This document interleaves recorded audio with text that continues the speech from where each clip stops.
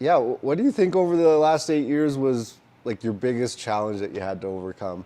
I know there could Myself. and I say that because, I mentioned that I've had to go through some personal strife. There's still days that, even now, where I'm still having to work on myself, where I see myself and where I am. I'm just, as a leader, as an individual, as a husband, as a person, I've got to keep working on myself. It doesn't come easy, and you've got to take some real hard looks at yourself to be able to grow. And those looks aren't easy to look at. No. And they actually you almost have to experience setbacks to take those looks. And those setbacks really are hard to swallow at that point. Yeah. Yeah. I don't disagree with that comment at all. I mean, you have to you're continually growing. Yeah. I mean, employee, entrepreneur, irrelevant, but you got to be growing all the time. Absolutely. And you're right, those setbacks actually do, well, hopefully you're learning from those setbacks. If you're not, you're going to repeat it. Yeah. Right? So that's the hard thing about it, right? And then you enter the definition of insanity. Yeah, exactly, right? But yeah, you're right. I mean, family support. Huge. Yeah.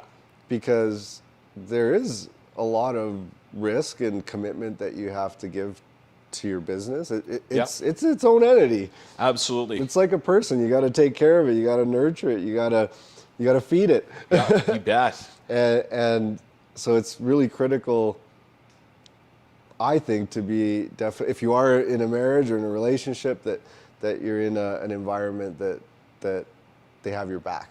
Absolutely.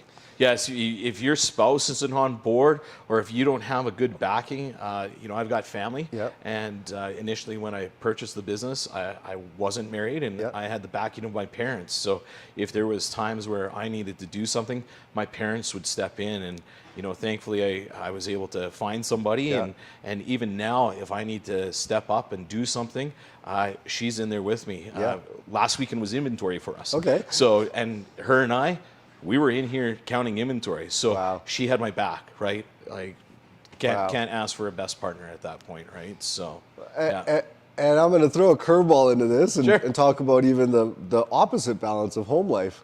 I think that's also part of growth, yeah, because we can get, at least I think so, as entrepreneurs, sometimes we can get too consumed by our businesses. absolutely. And so it becomes a challenge coming home and leaving it at the office. Yeah.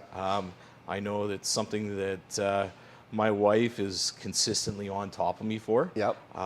She has her own entrepreneurial business Yep. in town, but she's having to remind me, hey, you need to go connect. You need to do this. You need to stay on top of that. Yep. It's not easy to hear, and No. she gets a lot more pushback than what I would ever want to admit that I give to her. But she's right, right? No, she is. And